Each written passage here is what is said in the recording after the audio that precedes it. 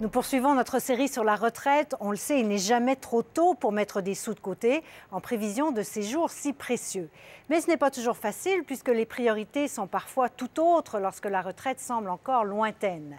Voici donc 3 jeunes dans la quarantaine qui tentent d'y parvenir et qui, question de rendre les choses un peu plus difficiles, habitent une ville où tout coûte cher. Frédéric Arnoul nous les présente.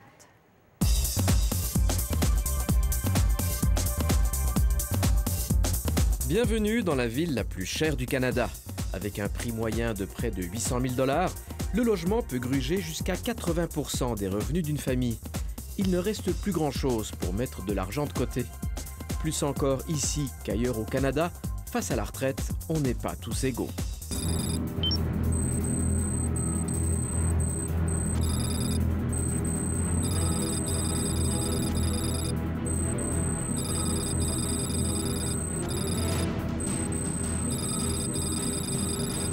Depuis plusieurs années, Valérie parcourt les plateaux de cinéma et de télé pour se bâtir une carrière de comédienne.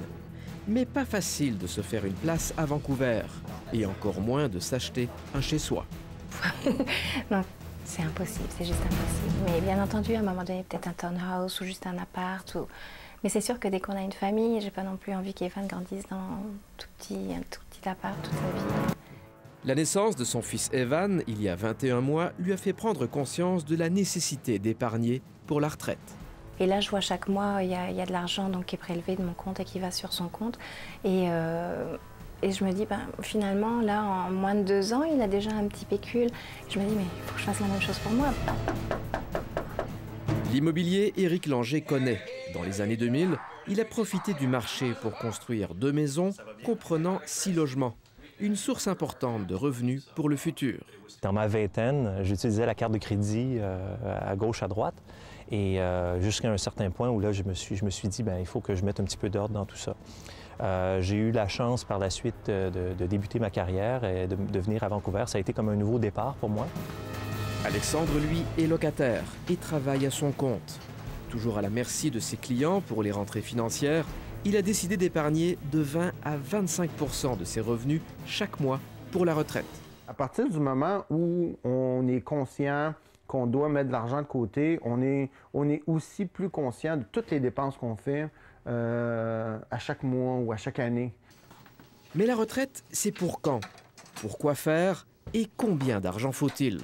La planification comme telle dit que je pourrais peut-être prendre ma retraite à 55 ans, ce qui serait génial. Mais est-ce que je vais effectivement prendre ma retraite à 55 ans? Je sais pas. J'aimerais acheter aussi, voyager et produire des films. Tout un programme. Oui. Ça prend beaucoup d'argent. Ça prend beaucoup d'argent, oui. Et je joue pas au loto, donc...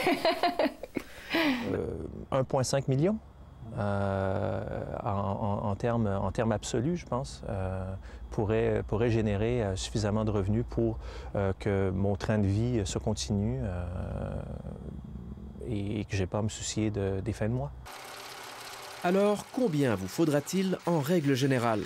Si vous voulez avoir seulement une idée de ce que vous avez besoin d'épargner, c'est 20 fois le salaire. Donc, si vous avez 50 000 $ de revenus, il faudra épargner environ 1 million $. Nous avons demandé à Odette Morin, planificatrice financière, de calculer pour chacun de nos candidats ce qu'ils devraient mettre de côté pour avoir une retraite confortable. 3 situations bien différentes et à l'idée du verdict, les réactions le sont tout autant. Moi, j'ai toujours travaillé, mais c'est vrai que ça a toujours été plutôt dans l'intermittence du spectacle. Mais j'ai toujours travaillé, donc j'ai pas l'impression de ne rien avoir accumulé, mais je suis très consciente que ce sera très minime. Ça fait toujours plaisir d'épargner pour le futur, de rêver à la maison que je vais acheter ou d'avoir des projets d'avenir, de famille, etc. J'ai presque peur. Pour notre propriétaire, pas trop de soucis.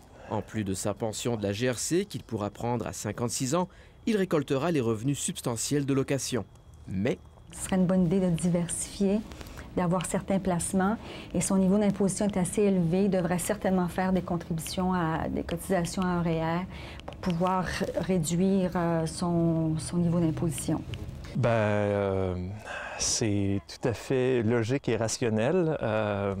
Et oui, effectivement, il y a des trucs que j'ai peut-être un petit peu négligés, avec lesquels je devrais, que je devrais gérer. Alexandre, le responsable, devra, selon les calculs, avoir un coussin de 800 000 $.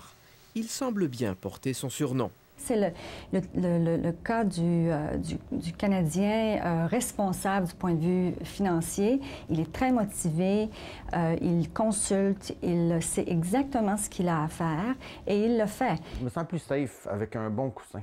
Je me sens plus... Je trouve que c'est plus facile de faire ma business, de faire le day-to-day, d'aller voir les clients, puis de faire les choses. Vous savez quoi? Nos pires ennemis, c'est nous-mêmes.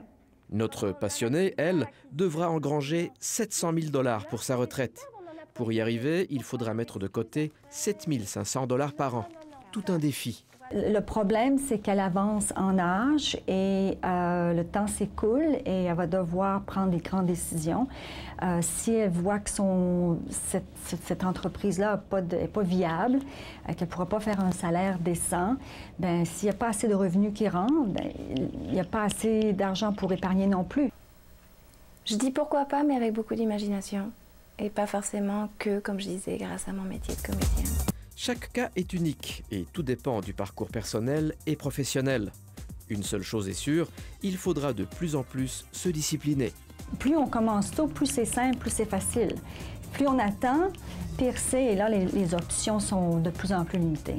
Les rêves de retraite sont sans limite, il faudra donc s'en donner les moyens.